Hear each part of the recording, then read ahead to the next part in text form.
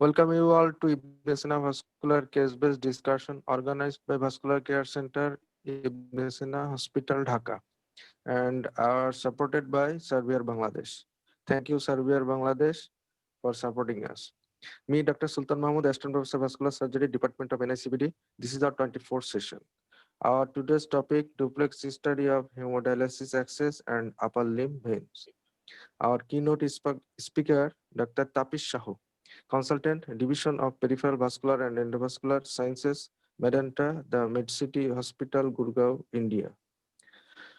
This session will be chaired by our respected teacher, Dr. G.M. Makbul Hossain sir, Chief Vascular and Endovascular and Laser Specialist and Surgeon. I would like to request Dr. G.M. Makbul Hossain sir for introductory speech. Sir. Thank you all. This is our third session of our duplex study, and Dr. Tapish Shaw is here. Thank you again and again. And Dr. Naresh Chandra Mondal, Dr. Fida Hossain, almost, and Dr. Saifullah Khan Murad also with us. Really, we are honored with these senior vascular surgeons of the country here. And with these few words, I like to invite Dr. Tapish Shaw to present about the duplex study of hemodialysis access and upper limb vein. Thank you again. Thank you, Dr. Mahmood sir. Thank you, Ibn Vascular, and especially all interested vascular surgeons of Bangladesh. I can't thank you all enough. Every Sunday, I thank you all for attending this in so large numbers, and this shows the dedication of learning. Actually, we talked about venous system, we talked about arterial system. We'll combine both today. So the knowledge of the previous two lectures will be utilized in the diameters, the velocities, the phasic flows, all those things we'll be talking about. Now, this is one niche area for all of us who are dealing with AV access work. And this is done by so many people, by plastic surgeons, by cardiac surgeons, by urologists, by anybody who can utilize the artery and vein to do whatever way they want to. But the edge lies with us, because we know the pre-op mapping, we know how to follow up, we know the nitty-gritties. And as one has very well said, that the person who knows how to handle an artery and the vein is the person who should be actually doing all this work, not just anybody and everybody. So this topic is very important with regards to the dialysis patients who need long-term therapy. And if we can give them, if we can do justice to them in giving them a good access, we are doing good to the society at large. So I'll be talking about the Doppler, and what we'll be going through. It will be a little longish lecture. So Dr. Makbul, just tell me when to rush up and when you all are getting bored, so that I will just, sift through the slides. But I think as we go on, you will get some important pearls and some tips to benefit the patient at large. So today we'll be discussing, first of all, about the normal Doppler of the upper extremity, then about the pre-op mapping and the planning, then what are the types of AV access for hemodialysis that we can make, then normal Doppler after making the fistula, how it looks, then surveillance when they are coming in the follow-up, what complications do we look for, and then ultimately we will conclude. So first of all, we'll go into the normal Doppler ultrasound of the upper extremity. Not much into the detail. This is pure anatomy. I will not go into the detail of this. We know the aortic arch and its branches. What is important here is that the right side is different from the left side, because right has a common brachiocephalic trunk and left is two different arteries. If we are talking about aneurysms or something else, then we can talk about bovine arch and common and right, the aberrant subclavian. But here we will just be talking about that this is the arterial anatomy of the upper limb, and right side, if we are planning any intervention later on for any complication, then here is the common origin for the carotid and the subclavian that we have to remember. Now coming to the area of interest, that is the upper limb, The brachial artery divides into two, the radial and ulnar, we all know about that. Then is the introitious branch. The Doppler wise it important is because there sometimes may be a high bifurcation of the brachial that we have to know. And if there is a high bifurcation, what is the superficial branch, what is the bigger branch, we need to know about that, because that will determine our anastomosis where we have to make. Sometimes we can get surprises if we have not done the pre-op mapping before. We may find two arteries, we may be looking for one and there will be two pulsating things. So if we know the common variation that there can be a high origin or a high bifurcation, it will help us later on. So what is exactly the diameter that we look for?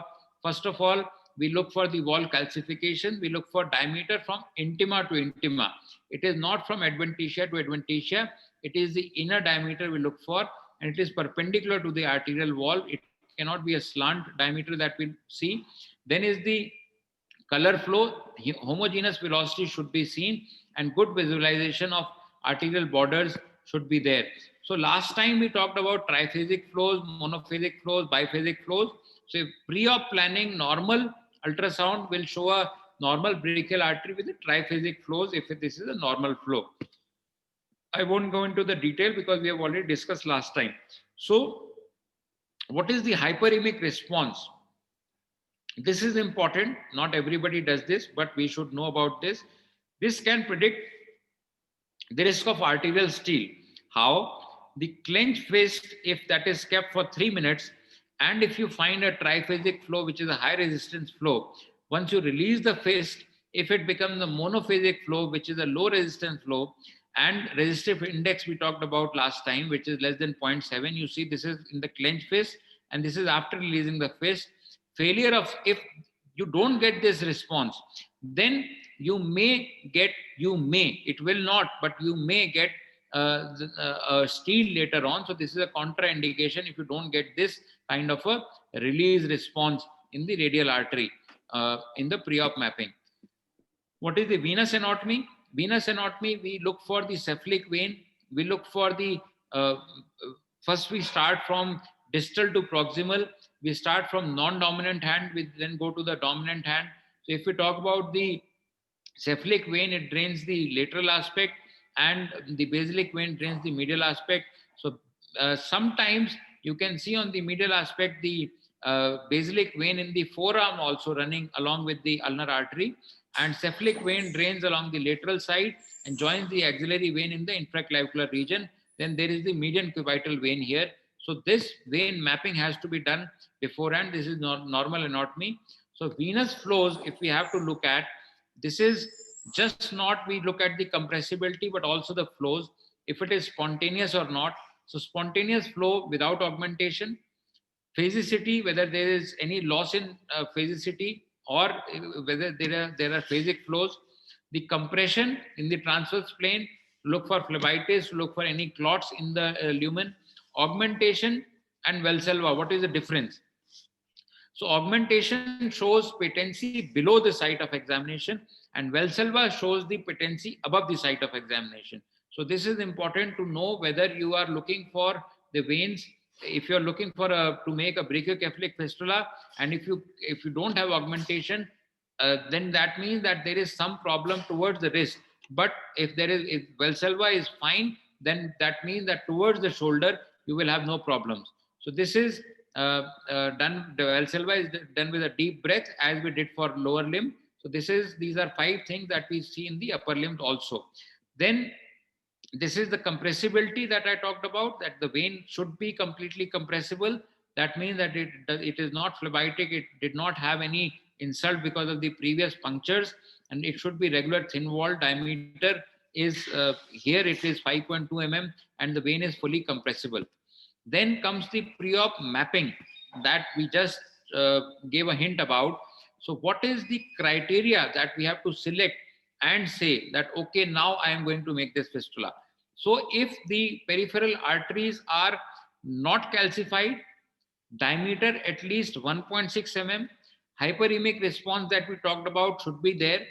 Palmar arch should be patent by an ultrasound Allen test. Clinical Allen test is different. Ultrasound Allen test is different. We'll talk about that. The peripheral veins, for having a good outcome of the fistula, that it should not fail, it should not be phlebitic in its whole length. The fistula without tourniquet vein should be more than 2 mm, and with tourniquet should be more than 2.5 mm. To place a graft, if you don't have a good vein, it should be at least 4 mm. If you make a graft in a 2 mm vein, it's likely to fail because of the venous anastomosis will not work. The central veins, if you check for the physicity, should be there to rule out any central vein stenosis. If there is a history of cannulation, that should be taken very well. If he has had both side permacats or temporary lines, because in our countries, it is not a fistula first initiative that has gained so much of importance. It is still they are dependent on lines, and the patients are not as well motivated when they come for the fistula. The transmitted cardiac pulsatility in the veins can be there, and Valsalva, as I said, if it is negative, if there is a problem, that it may suggest some upstream occlusion. So if this is the artery that you have scanned and there are segmental occlusive lesions with a calcified wall, this is not a good artery to make the fistula. Once you open that and you find that the diameter was fine, but when you open it, the lumen is not there, the flows are not good. So this is a recipe for a failed fistula. So even anastomosis will be difficult and you will end up into a soup. So this is a radial artery which is not suitable for a fistula. So what veins? You go from distal to proximal and look for spontaneity, physicity, compressibility, lumen for clots, wall irregularity, and the diameter, and also the course and the tortuosity of the vein. Because even if the vein is there and if it's tortuous, it cannot be used for cannulation properly. So you have to have an inline vein that is there, good vein for cannulation. So what is the depth? What is all that? We'll come to that also. So this is a central vein stenosis depicted by a peripheral Doppler. You cannot do a Doppler of this area, but when there is abnormal respiratory physicity and there is no decrease to baseline with inspiration, what do I mean by that? That it should return back to baseline at inspiration. If it does not, that means that there is some kind of occlusion upstream, which is, I'm showing a corresponding venogram, that if this is the kind of Doppler when it is not returning to baseline, then it means that there is some kind of occlusion either because of the subclavian vein, or it is the central veins which are occluded because of the permacats or central lines anywhere. And this is this also can be seen as a surrogate marker in a peripheral Doppler, which we can often miss. So arterial mapping, you have to do, as I talked about, the variations, you have to note it down. You have to note down the atherosclerosis, the calcification, the flows, the diameters of the arteries, and you yourself have to do a arterial mapping. Normally we do a vein mapping, but we forget the artery to look for properly, and that can turn out to be a disaster when you open it and you find a calcified artery or a small artery or a high bifurcation, and you go on searching for the artery when you don't know the variations. So that is, arterial is as good as equally important as a vein. So vein should be looked distal to proximal, as I'm saying always. First look for, sometimes what happens is you don't have a cephalic in the arm, but you have a good cephalic in the forearm and it drains into the basilic. This area is not there. But even if you have a good cephalic draining into the basilic, you can attempt a fistula, wrist fistula or a forearm fistula, and you can give this length to the patient. So you have to see for the veins right from the wrist up. Sometimes even from the snuff box, if he is a young patient, and if he is not so aged and if he doesn't have any history of cannulation, a very good preserved patient, even a snuff box fistula can be made. So these are 8 representative sites where you note down for the veins. With and without tourniquet, it should be seen, and depth from the skin has to be noted. It is not good to make a fistula and then it's not puncturable. That's not a good practice to do. So the Enkedoki guidelines very well say that Doppler of the upper limb arteries and veins should be performed in conjunction with clinical examination in all patients for whom AVF is being considered. So important point here is not just Doppler, but also clinical examination. You compress the veins and see, palpate them, palpate the arteries, even if you are getting flows in the arterial Doppler, and if you don't have a palpable pulse, because that will be the key in your surgery to look for the artery. If you're going in for some deep artery in the forearm, then clinical examination of having a good palpable pulse combined with a Doppler is always a must. Do not just rely on one thing that, okay, I have seen the artery clinically, don't do a Doppler. No, that's not right. I have done a Doppler, I have not examined clinically, that's not right. So before committing to a surgery, both things should be done. So what are the types of AV access that we do? So since time immemorial, the Brescia, Simono, Apel, and the Graz shunt that were done, the various configurations have their various merits and demerits. In this Doppler, I won't be talking about all that, but the configurations, if you look for, if somebody else has made and you don't have any record, you can have either a side-to-side fistula, you can have a end-to-side fistula for the side of artery to end of vein, or end of artery to side of vein. And sometimes when the ulnar artery is very well, and sometimes what people do is they take the radial artery, disconnect that, and give the complete flow to the vein in the at the wrist. So this also can be the configuration sometimes. And in Doppler, you will know that the radial artery is getting filled retrogradely. He has already disconnected that. So these configurations should be there in your mind. Do not always think that, okay, it will be only of one configuration that I know about. So these are various configurations that can be surprises when you are doing a Doppler. Keep your eyes will see what your mind will know. So know what all are configurations possible at various people can make various kind of fistulas depending on their ease and expertise that they have done. The normal Doppler ultrasound of AV axis, once you have made that, what all will you see? So Doppler has to be done with abundant gel and minimal pressure. So these two words are important because you need to have a good transmitting interface between your vein and the probe, and the pressure should not be applied too much, because that will may give you false results with respect to the diameters of the veins, especially not exactly of the arteries, but the veins can give you a false results. And transverse and longitudinal scan should be done for both the arteries and veins, and artery should be seen before the anastomosis, at the anastomosis, and vein should be seen as far as possible till wherever you can see the flows. So in the perivascular space, you have to look for any stenosis, any abscess after the surgery, any hematoma that is there, or any seroma. And ultrasound features can be very characteristic of a hematoma, of a pseudoaneurysm, of a seroma. If you put the probe there, if you find a collection, you need to have the clinical implication of that. So the anastomosis should be looked at very well. So normal ultrasound, the feeding artery, once a fistula is matured, the feeding artery at the anastomosis can have monophasic flows, not necessarily triphasic flows like there in the normal artery. The large diastolic component can be there. Anastomosis, perivascular tissue vibrations will be there. Very turbulent flow over long stretch. Draining vein can have pulsatile flows in an arterialized vein if it's a long-standing fistula. And volume flows should be more than 500 mils per minute. The dilatation of the feeding artery and draining vein after several years of use can be there. So I'll just show you some photographs of that. So this is the monophasic flow that I've shown on the Doppler with a large diastolic component. This is normal flow in a artery of the fistula.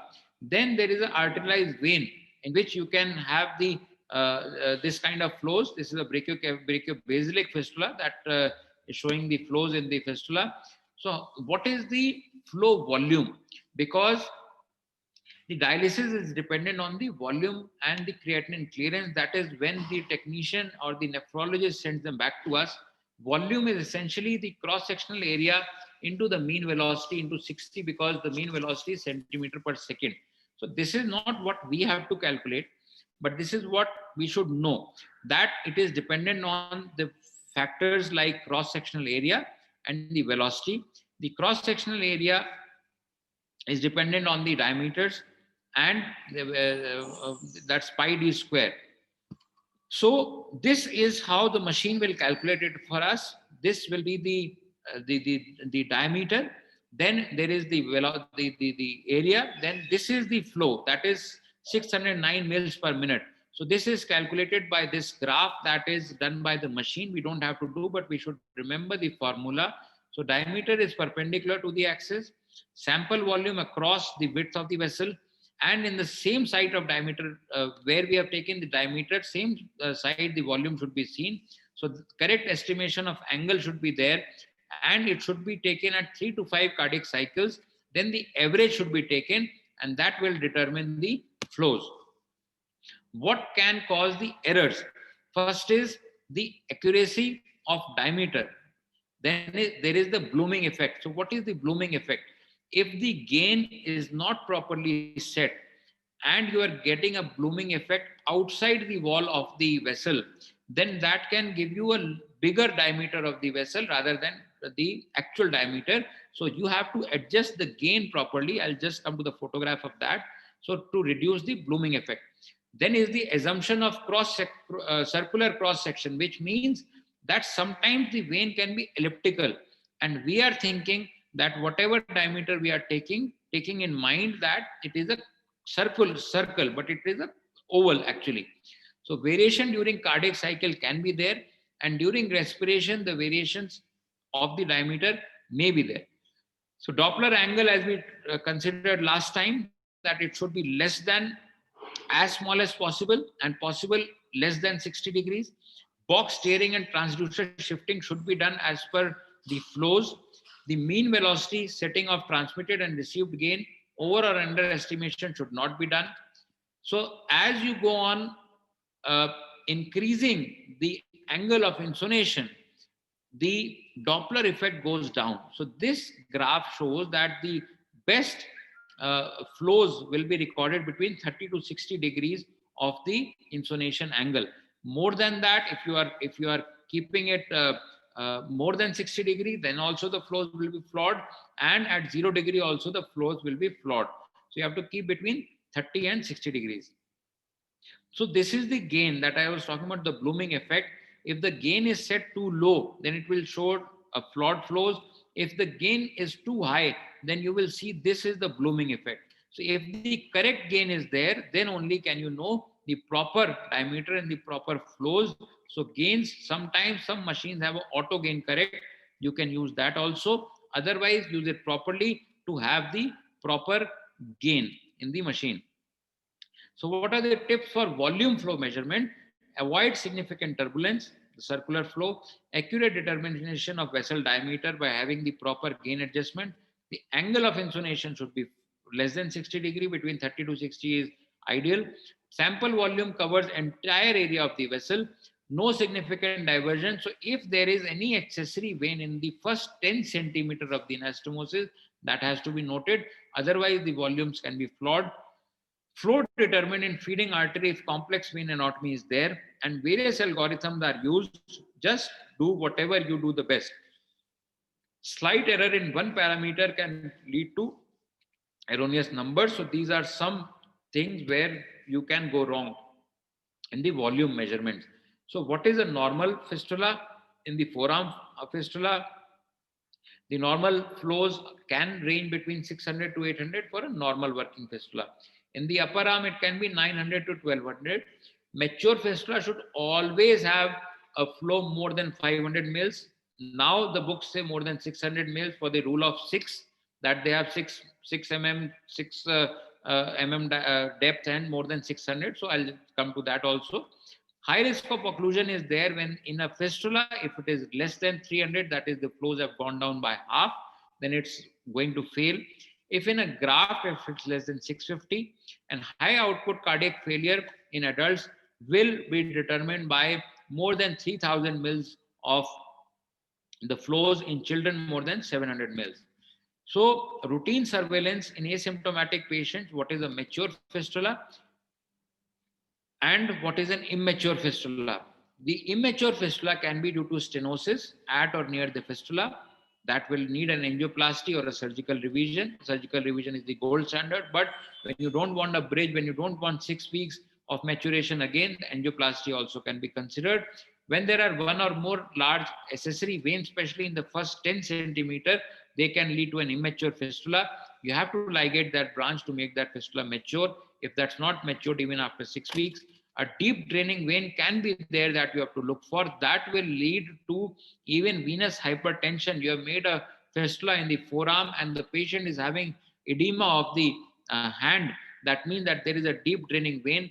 Fistula should be surgically placed in more superficial soft tissues, and those deep draining veins should be looked for in a follow-up scan. So immature fistula can be converted into a usable fistula with correction of the underlying problem. If you identify well and the vein is not matured, look for the reasons. These can be the possible reasons. So what is a mature fistula? A patient comes to you and asks, sir, my fistula was made 6 weeks back. Now what is it that you look for to say that it is mature? So there is a rule of 6 weeks, 6 mm diameter, 6 mm distance, flow more than 600. So means you call the patient at least 6 weeks. He can also be called at 4 weeks, then 5 weeks and 6 weeks. If you find a vein which is normally now 6 mm grown to 6 mm size, the distance, because the puncture has to happen if it is more in depth, the technician cannot puncture. And if the flow volumes are not more than 600 ml, then also the dialysis cannot happen. So criteria different from clinically mature fistula, but these are the ultrasound. The mature fistula will have clinically will have good thrill all throughout, but this is the ultrasound guiding, ultrasound finding that I was just letting you know. So AP diameter of draining vein and transverse scan, usually thin wall, pulses within vein walls. Distance from skin to anterior wall of draining vein should be noted. Branching off, I have told 3 times, 4 times that within the first 10 centimeter, always note down any accessory branch that you see. It has to be ligated to make it mature, otherwise it will be an immature fistula. The AP diameter and distance from anastomosis of that vein branch should be noted, marked if possible, and ligated under local anesthesia to divert the flows all throughout the outflow vein to make it mature. The flow volumes in the straight segment of artery or vein should be noted, and repeat 3 to 5 times. Wipe of the 3 to 5 cardiac cycles should be taken and note the average for a flow volume. So this is a good mature fistula, means this is more than 6 mm. The anterior posterior diameter, it's circular. You take in 2 dimensions, note down the average. If it is more than 6 mm, and the distance should be less than 6 mm. So this is a good matured fistula vein. With the transverse ultrasound, you know that, and you see a straight course of this vein. This is a good puncturable vein. At 6 weeks, you can tell them. Now, this is one accessory vein which I was talking about. If you find this within first 10 centimeter of anastomosis, this can be the cause of an immature fistula. You will have to mark this here, go under local, ligate this branch, and then the complete flows will go through the draining, the outflow vein. This is an immature fistula, which is, the vein is, even after at 8 weeks, it is 3.1 mm, and it is more than 6 mm, that is 7.6 mm deep. So this can't be punctured, and if you puncture this somehow, this will thrombose or it will lead to a hematoma. So this is a recipe for disaster again. So this is not a mature fistula. So this is again an immature fistula, low flow volume radiocephalic fistula. This is the radial artery. Flow volume is 86 mils per minute, and in the cephalic vein it is 130 mils per minute. So that means that this is not the desired flow volume that we would want in a fistula, and this, the technician or the nephrologist will send them back to us that this is not matured. So routine surveillance in asymptomatic patients. There are no RCTs of Doppler surveillance in this setting, but what is the recommendation? That routine surveillance by combination of clinical examination, flow measurements, and Doppler ultrasound should be performed. When stenosis is more than 50%, that is accompanied by hemodynamic or clinical abnormalities, angioplasty is recommended by NKDOQI guidelines. Now for this is not just one person's job. This Enkidoki guidelines say that this is a teamwork. So what do you do? Apart from being a good surgeon, you have to be a good clinician, good follow-up person who is having good communication channels with the technicians. You have to train them for clinical signs of central vein stenosis. You remove the needle, is still bleeding. There are high pressures. Machines are giving alarm. There is some jerks happening. The nephrologist should know all about that. So there should be multidisciplinary meeting also involving the technicians. So this is a combination, not just your job, but the ultimate onus will lie on you if the fistula will fail. So you have to ask them to be more proactive and refer them back in time before complications happen. So what are the complications that can happen? So Dr. Mokbul, I'm just completing it. I think we are fine with this, Dr. Mokbul? Sir? Please go ahead. Please go ahead. Okay. Okay. So now coming to the complications, what all should we see? So first is, the most common is the stenosis and occlusion. So mechanism and site of stenosis, it is either the feeding artery, the anastomosis, the draining veins, or the central veins. So feeding artery can have an ongoing atherosclerosis. The anastomosis can have turbulence. The draining veins can have intimal hyperplasias. In the swing segment, normally you can have some stenosis. At the puncture site, you can have stenosis. Proximal to distal, you have to see the complete draining vein. The central vein, specifically when there is a history of catheterizations, or sometime when there is a concomitant catheter on the same side, that will also lead to the stenosis of the outflow vein going towards the heart.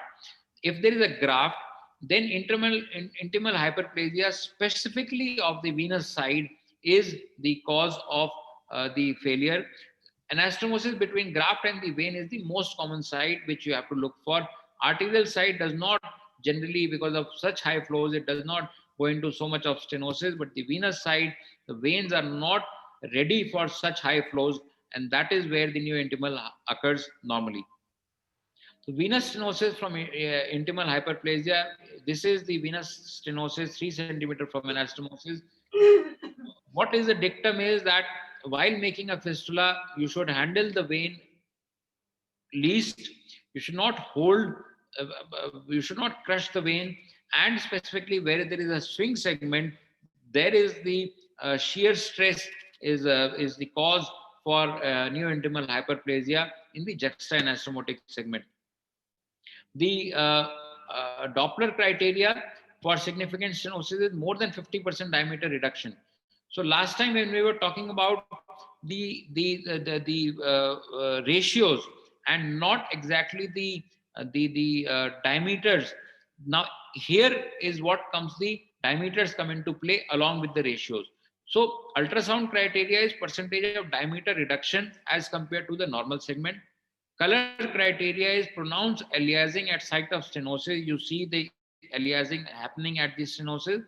And the Doppler criteria is still valid here also, as we saw in the arteries, the PSV ratios. But here in this region of AV axis, this is not to be interpreted in isolation. You should look for all three things, not just one thing. So here, this is the original lumen, which is 5.1 mm. And this is the residual lumen, which is 1.1 mm. So if you have to calculate the diameter stenosis in this outflow vein, this is original lumen minus residual lumen upon original lumen into 100. So this is 5.1, this is 1.1. It comes out to be 78% is the diameter stenosis of this area. So this is to be taken in conjunction with the PSV ratios in this region. So this is the junction of basilic and axillary vein, and here is the rat tailing, which is actually causing the fistula to almost occlude, and this is pronounced aliasing at the site of stenosis, that the colors are not very uniform, and this should be taken with the diameters and the PSV ratios. So what is the PSV ratios? The last time we discussed more than 2 for the feeding artery, and anastomosis more than 3. Draining vein is also more than 3, which means that PSVs are very high. Indirect signs are when the flow volumes are very low.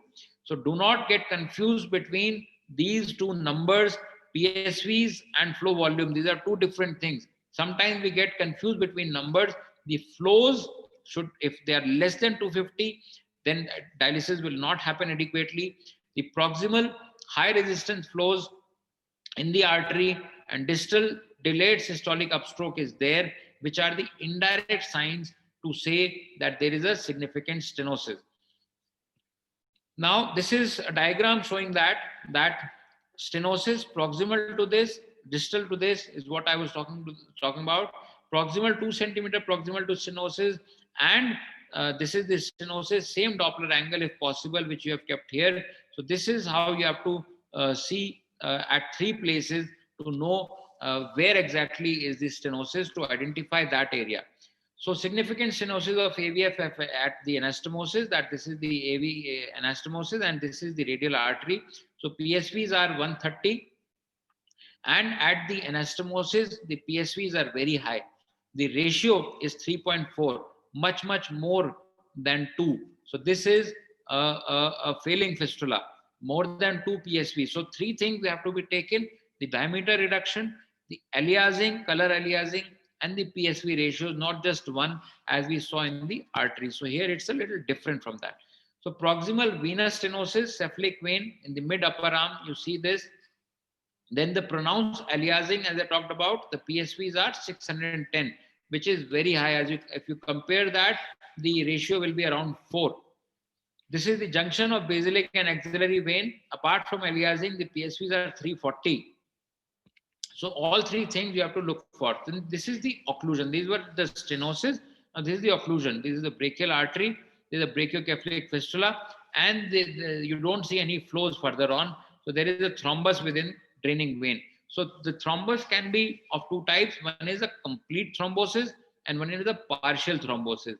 That because of whirlpooling, there was the circumferential thrombosis or a partial lumen thrombosis, but still there is a channel inside which is causing the flows to happen, and this is a complete thrombosis, which is a failed fistula. This is a failing fistula.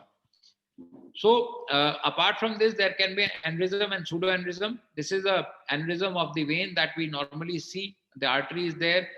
So patients are worried about cosmesis, and sometimes people send that this is so aneurysmal, this may burst, but be aware, due to repeated punctures only this will cause bleeding. Otherwise, these veins are not prone to rupture because they have all 3 layers, and these are more pronounced layer. They will not cause any bleeding. If it is punctured the same site again and again and again, then only will it make the wall weak. Otherwise, these aneurysmal veins are not prone to rupture. So why does this happen is because secondary to wall degeneration or downstream stenosis can be there. Mostly it is the cephalic arch which causes the serpentine configuration of the cephalic vein in the arm that you see. Something like this you can see in the forearm, and this also can be seen in the arm. But don't worry, this will not rupture until you keep on poking this at the same site. Color Doppler ultrasound will show something like this. This can raise concern from the staff, but just know if there is any scab or if there is a repeated site of puncturing, then just ask them to change the site, and also get a clinical cue that there is some stenosis upwards, maybe the cephalic arch. If the flows are fine, you can go on with this. The pseudoaneurysm is different from the aneurysm. Pseudoaneurysm incidence is 2 to 10% during functional life of graft, less frequent in fistulas. They can be there because of infection of the anastomosis right after the making of the fistula. The Doppler ultrasound, color Doppler, yin-yang pattern, what is it? I'll just show you the photograph. On a Doppler, it can be a to and fro waveform. So perianeurysmal fluid can suggest infection, and that mostly occurs in recent surgeries. Location can be the puncture site or near the anastomosis. If it's near the anastomosis, you have buggered up with your sterility, and that is prone to causing bleeding, because if the sutures have not healed well, then it can lead to a blowout. So this is a recipe for disaster again. So puncture site observation, if small and stable, treatment if there is expanding pseudoaneurysm, if there is an anastomotic, then it requires surgery, and infection is the common cause. So this is the yin yang pattern. If you see on a color Doppler, and if you see on a waveform pattern, this is the to and fro.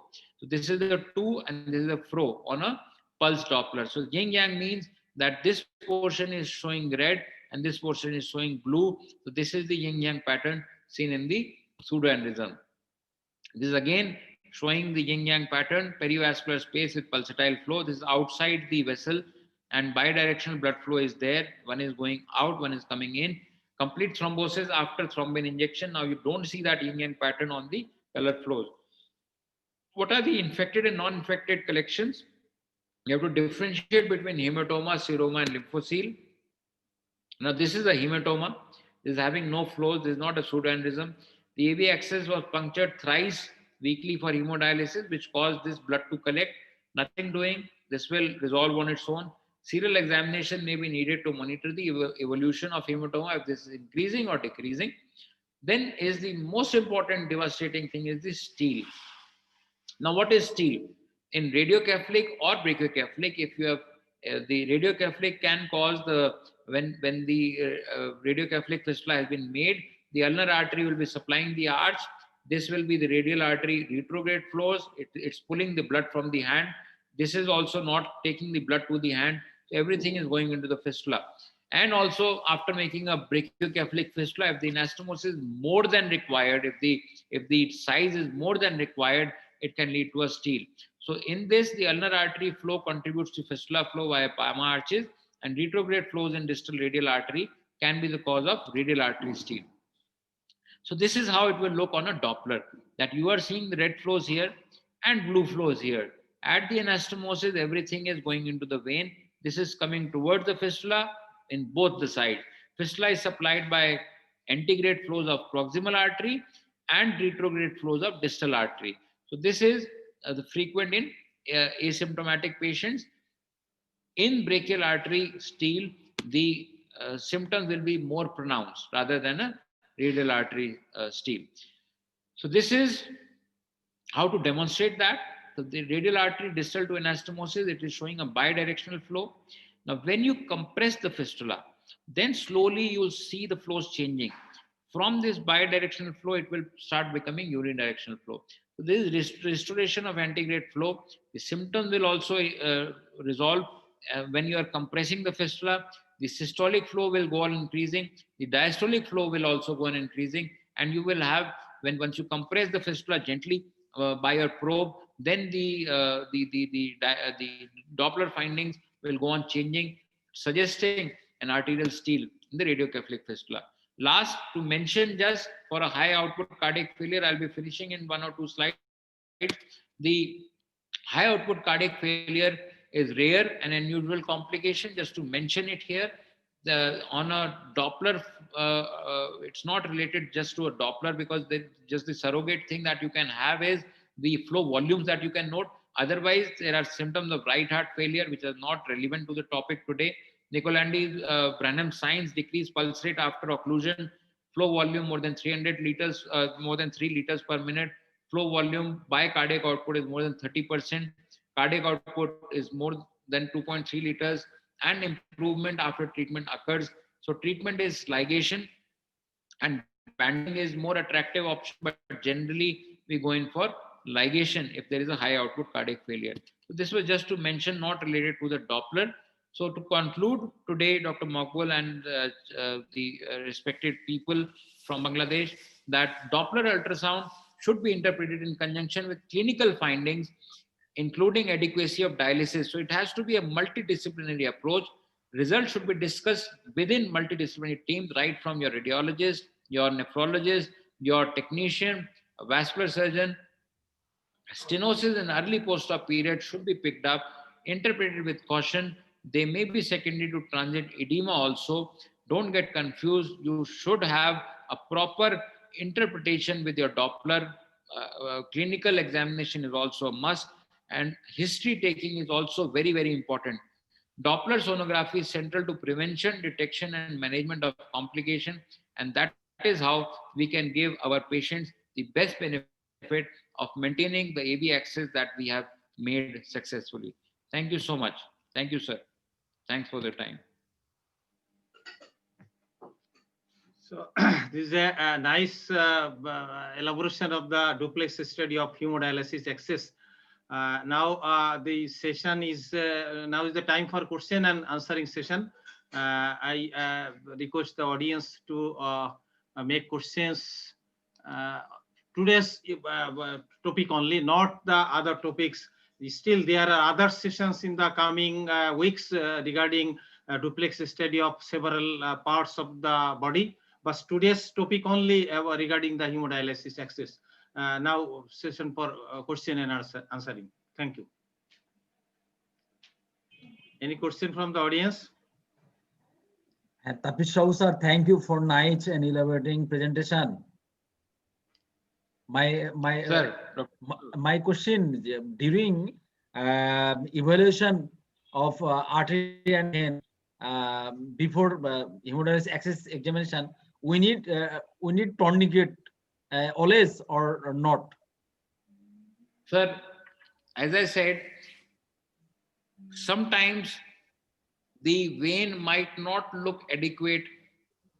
So tourniquet, you should measure, ideally, you should measure without tourniquet first, apply a tourniquet, and with tourniquet later on. Your findings may change.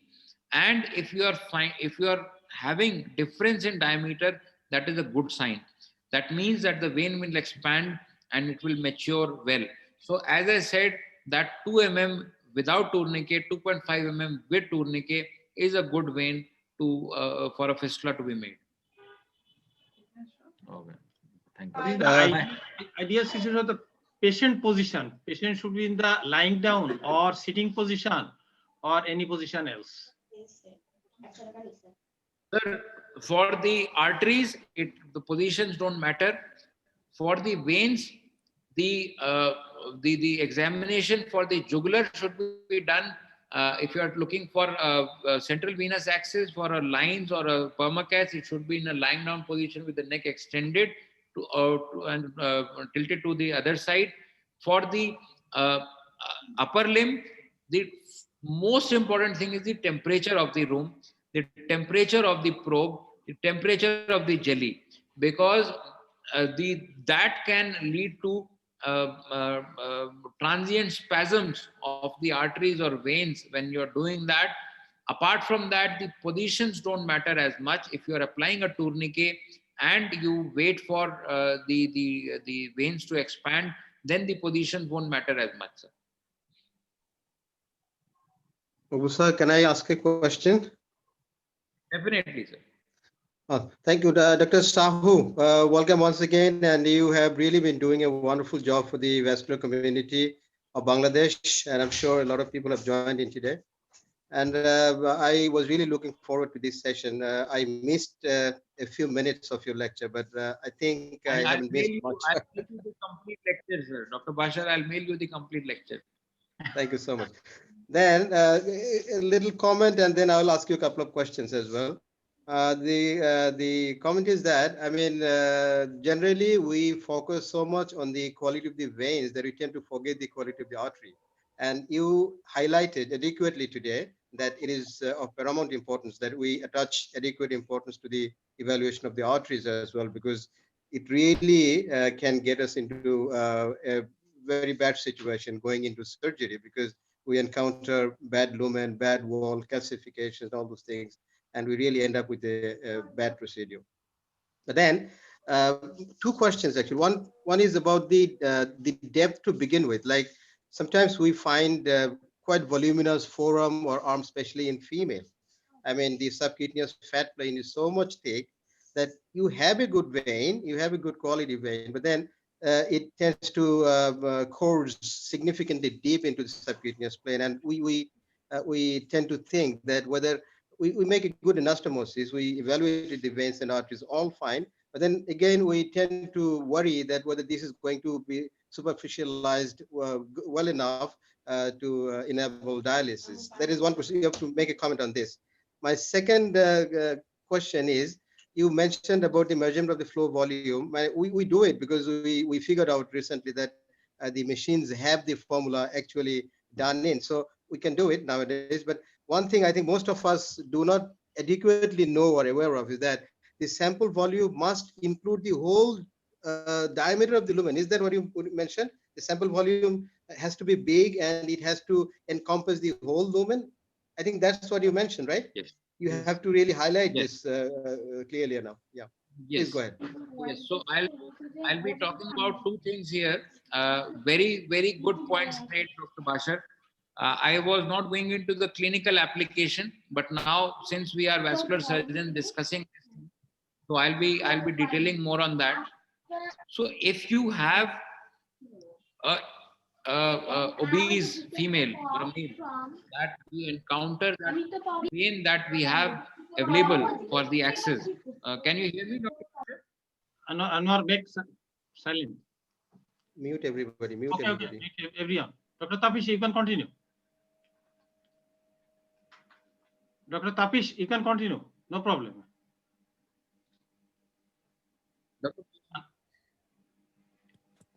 Sir, Dr. can you Tapish. hear me, Dr. Bashar, sir? Yeah, we can hear you. Continue. Some Yeah, noise Yeah, on we can hear you. There was some background noise, so we stopped actually. Please go ahead. like fistula So noise. there are so there are two things here. One is that if you have alternate vein available, we should go for that. If you have the only vein which is deep but adequate in diameter, and you know on a Doppler examination that this is what I'm going to make, preoperatively you have to counsel the patient that they may need two things. 80% chances they may need either a transposition or a liposuction that we have started doing as of late for some precious veins. So what happens is, I'll tell you the flip side of this. So we have had some obese patients in whom we have made the fistula, and we have explained to them that, see, this is the fistula, only fistula that can be made, other is a graft. If you make this fistula, the forearm, if we do a liposuction, the fibrosis is more over that. The arm, there is so much of subcutaneous tissue that if you create a good gutter of the liposuction of the after maturation of the vein, you give a good tumescence, you give a good insinuation over the vein, and you do a good liposuction, the vein will come near to the skin. The other option is surgical option without doing liposuction is a transposition of the vein. You bring it up. So this has to be explained upfront to the patient when you're doing the Doppler beforehand, and it should be the precious vein. If you have an alternate access available, go for that. If you don't have, then these are the two options possible. We have done in around 5 to 6 patients. In the forearm, we had some challenge with regards to the puncture because the skin over that became a little fibrotic. In the arm, it worked very well.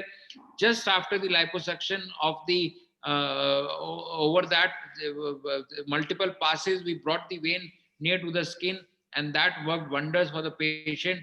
He didn't have to forego the fistula. Immediately, 1 week after the procedure, he went for a dialysis, which was not usable before. But this was explained beforehand. It should not be any supplementary procedure should be coming as a surprise to the patient. The second is regarding the flows. As you correctly mentioned, Dr. Bashar, I just spoke in the flow, but it should be very well mentioned that the complete diameter has to be used, and go and look back in the machine. There is a function, the graph comes and you have all the readings coming on the side. The lines come over the flows if you have done the proper measurement, and the complete diameter properly should be taken. That is one thing which we do not generally look for, but this is the function that we should utilize properly. And this is actually, Dr. Bashar, what we are talking right now is of benefit to all, because these discussions bring up these things which we generally tend to forget, they generally don't look into. But now all things become so important that tomorrow we will have so much of insight and so much pearls and tips to look back into our clinical practice. Thank you, Dr. Bashar, for highlighting. Thank you so much for the wonderful explanations. It really helped the audience. And let me give opportunity to others to ask you questions. I'll stop for a moment. Thank you. Definitely, this is a new information, Bashar. The sample volume will cover the whole diameter of the vessel. Exactly. It is something new to us, to many of us, because we do not really pay adequate attention to this. But Yes. one thing, which will be the reference vessel regarding measurement of the flow volume? Is it the brachial artery or the radial artery or anything else? Which is in the referral artery? So you have to look for all three things. As I said, the proximal artery, the anastomosis, and the vein. What matters most is the vein, because that is where the puncture will happen, and that is where the people will be taking the flows for the pulling the blood and giving the blood back. So that is what I mentioned, is the diameter should be of the same place where you are taking the velocity to calculate the flow. So you cannot have two different points, and the flows should be checked in all three, not just at one point. It should be the artery, the anastomosis, and the vein.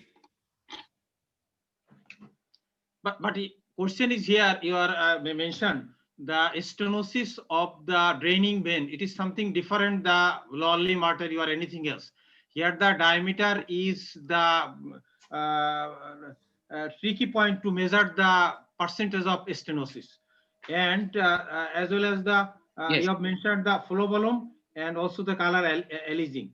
But we are talking about the, you are telling the Yeah. pre-anastomotic artery, that is brachial artery, radial artery, but asking about which one is the brachial artery or radial artery, where we will Yeah. measure the flow. The artery which is used for making the fistula. If it is a radiocephalic fistula, the radial artery. If it's a brachiocephalic fistula, the brachial artery. Exactly. Okay. Anastomosis, then the vein. Then we make an average. Yes, 3 to 5 cardiac cycles you have to take, and then you have to make the average. Yes. Thank you. And another thing regarding the peak systolic velocity. Suppose there is a tight stenosis just distal to the anastomosis. So the pre-anastomotic peak systolic velocity will be the artery. Correct? Yeah. So if there is a juxta-anastomotic narrowing or an anastomotic narrowing, the PSV's normal one will be the artery, and the stenotic side will be where you are finding the narrowing. So that will be the ratio that has to be taken, not the one distal to that. I mean, upstream will not matter. It will be the normal one before the anastomosis that will matter. Obviously. So all three, one is peak systolic velocity, another is the diameter reduction. Both tools are important to measure the stenosis, or any one? No, three things. As I said, the diameter reduction, the PSV ratio, and the aliasing. So three things have to be taken into account, sir. And when you should intervene, the criteria is the flow volume or percentage of stenosis. Yeah. So it has to be, the words are important. It should be a high hemodynamically significant stenosis, Yes. which means that the patient, just on the basis of stenosis, should not be referred for a procedure. It should be a percentage reduction combined with a loss of flows that is causing some problem and later on can lead to a failure of a fistula. That is a hemodynamically significant stenosis should be referred for a fistula. More than 50% stenosis with PSV ratios more than 2 should be referred for a some kind of a procedure, or also you can keep them for a rigorous follow-up, a 15-day or a monthly follow-up, and see, ask them whether they are having some clinical signs of some decreased flows or alarms on the dialysis. Before they fail, they have to be intervened, not after failing. Yep. Any question from the audience?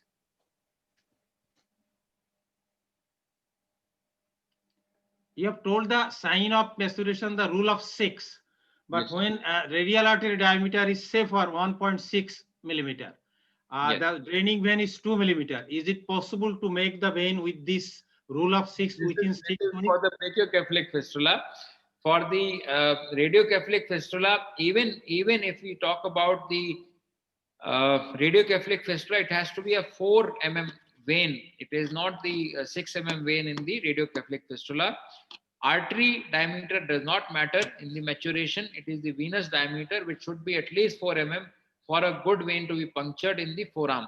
6 mm in the arm. But if still it is not 4 mm, then what to do? Say for already 6 weeks over. Yes, 6 weeks over, then look for reasons for immaturity, either accessory. Sometimes if you find some multiple branches, if you ligate them, then you can find a good matured fistula, because an immature vein can sometimes take the cannulation, but majority of the time they thrombose and the patient comes back with a failed fistula, and that is, they ask you questions that you did the scan, you made this, you did the surgery, now tell me what is the alternate access.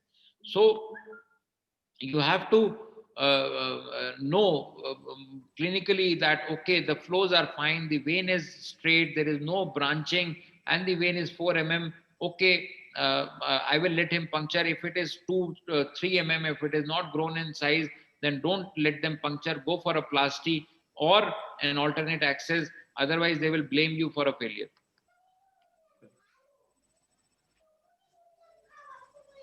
Question, Dr. Fida Hossain, any question? Dr. Swadesh. Swadesh. Kapish Rao, sir. Yes. Sir, thanks for your brilliant presentation. I would like to know about the classical venogram. Is there any role of creating hemodialysis access for classical venogram? If yes, when you suggest venogram after doing venous mapping of limb vessels? So you're talking about role of venography after making a fistula? No, before. What is the indication of venogram before doing a fistula? So venogram. Okay. So indication of doing a venogram before the fistula will be, you find on a Doppler signs of central venous hypertension. I'll come to that, what all. Clinical signs of that. Or you find you have a history suggestive of multiple cannulations, and because of occlusion, the permacath was removed on the same side. Now, what are the clinical signs and what are the ultrasound signs? Clinical signs are, you find lot of superficial veins, superficial branches that you see on the chest wall. You find a swollen hand, you find a swollen arm, or a more than, there is a discrepancy between both the arms, or Doppler findings suggestive of loss of augmentation or Valsalva. That is, I showed some surrogate indirect measures that are seen for a upstream stenosis. Now, what you can do in those cases? Either you go for a venogram to prognosticate or to decide whether to do that procedure or not, specifically a graft. In a vein, in a fistula, if you have to prognosticate regarding failure or need for any intervention after making the fistula, you can do that. See, there is a theory, what comes first, the egg or the hen? Now, if you do a plasty before making the fistula, or you make a fistula and then wait for a central vein stenosis to become apparent and do that. So this is the question that we are talking about here to address that, the role of a venogram before making a fistula. Now, if you have apparent signs of a central vein stenosis on the first examination or a Doppler examination, you can go in for this thing. And if there is a long segment stenosis, don't make a fistula, occlusion. If there is just a stenosis of the central veins, you can counsel them that we will make the fistula. If it works, we will not intervene. If you develop any worsening of the limb edema, or the chances of failure normally, which is 10%, can go up to 20-25%. Then I mean the prognostication or the preoperative counseling, then you do a CT venogram or a pre-op venogram by DSA or whatever means is available to you. And one thing that is, if we find that the basilic vein, arm, forearm, and cephalic vein all are in small diameter in caliber, do you suggest venogram to decide either using autogenous or artificial graft fistula? See, if all the veins are small, Yeah. even the axillary vein is small, venogram is of no use, because even with a plasty, you will not make those veins bigger. There is the opposite. If there is a central vein stenosis, the axillary vein will be bigger in size. They will not be smaller in size, because there will be upstream occlusion. Now, if there is no suitable vein, that is not because of central vein stenosis, that is because of constitutional factors, venogram will not help in such cases.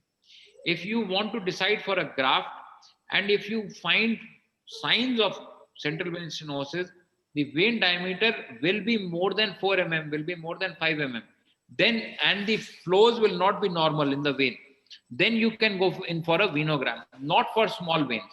If you are having no veins available, venogram will not help you. Thank you, sir. Any question from you. Thank you, Dr. Sahu. Sir. I'm Dr. Fida. Sure. We come to the Bashar's questions, Dr. Bashar's question. Sure. Is there any preoperative measurement, any preoperative depth for the creation of AV fistula? Is there any demarcation? Yeah, how much depth we can go for the fistula reconstruction? Yeah, so as I said, sir, the pre-op criteria is either a diameter or a skin depth. The diameter should be more than 2 mm and the depth should be less than 4 mm.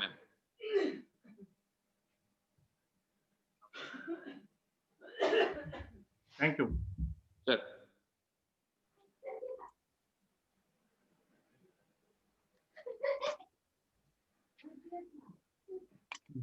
any question? Dr. Sultan, will you ask anything? Sir, I'm Dr. Saklan. Can I ask you a question, sir? Definitely.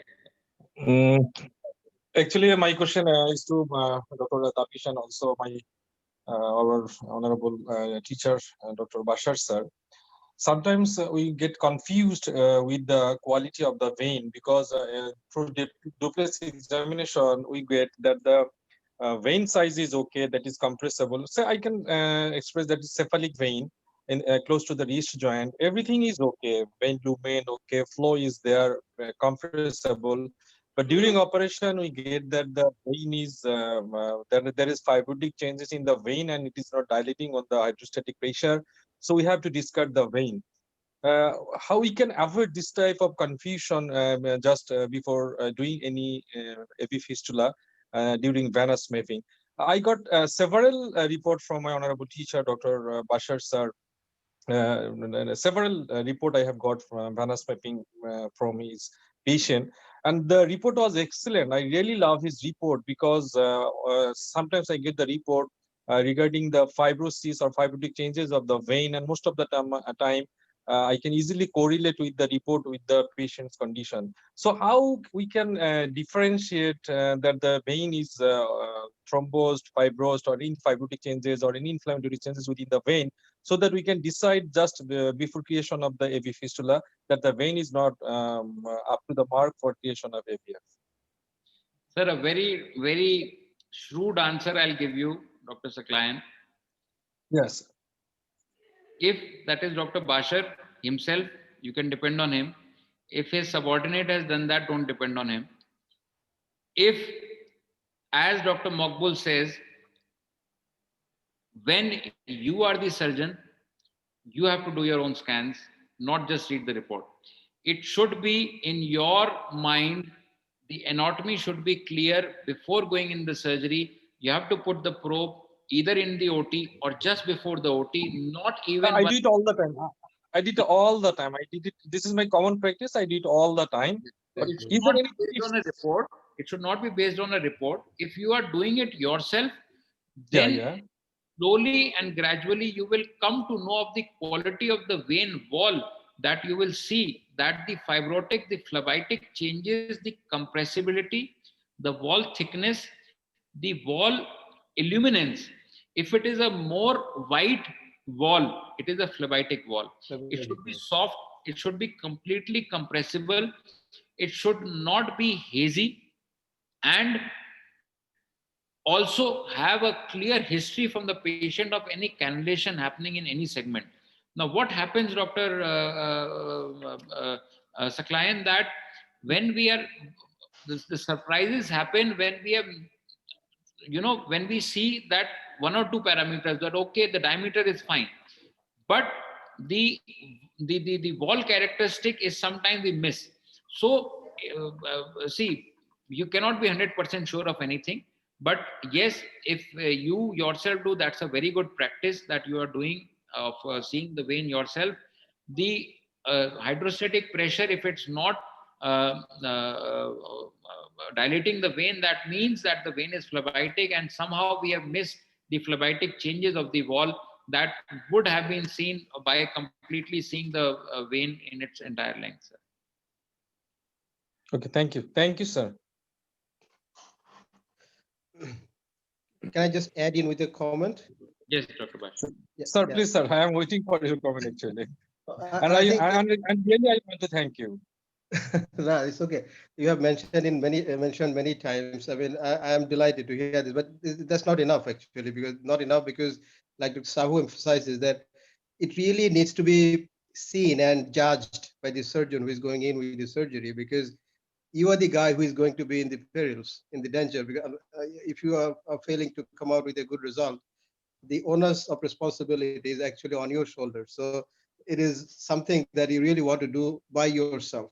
So said, I think it is for the junior vascular surgeons, our junior colleagues, it is imperative that they pick up the technique, like Dr. Sahu made a tremendous demonstration today.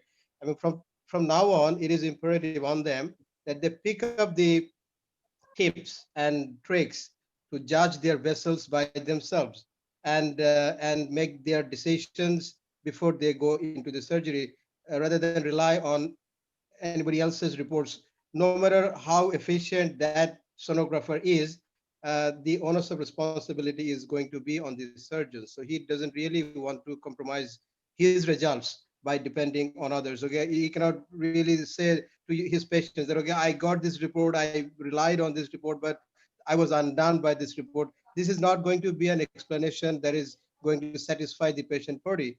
So I urge my junior colleagues that you please take interest in your duplex scan. I know there will be a day when you will be overwhelmed with patients and will not have enough time to do the duplex yourself. But for now, please take interest and learn the tips and tricks.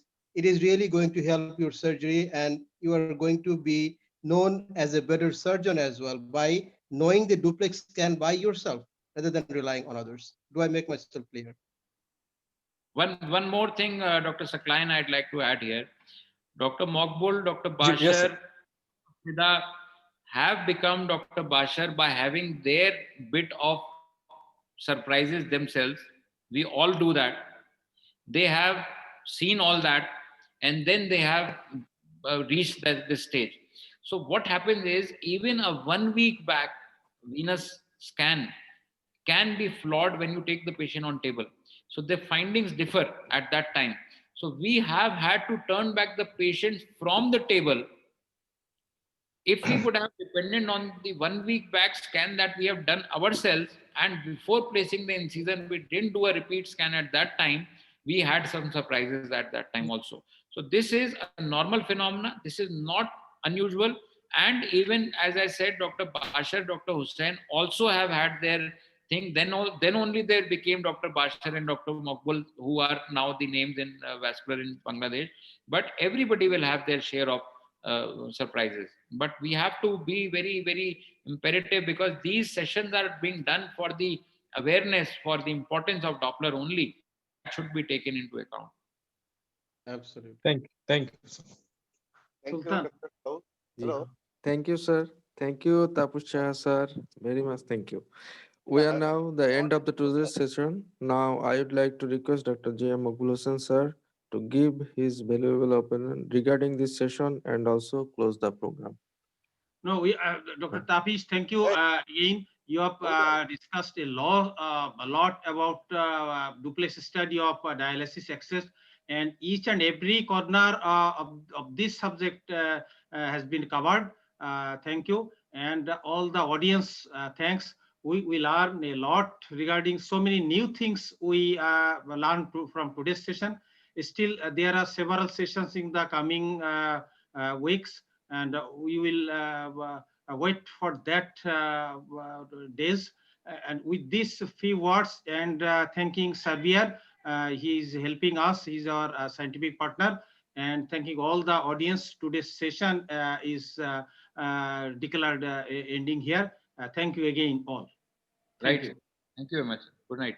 Thank you, sir. Thank you.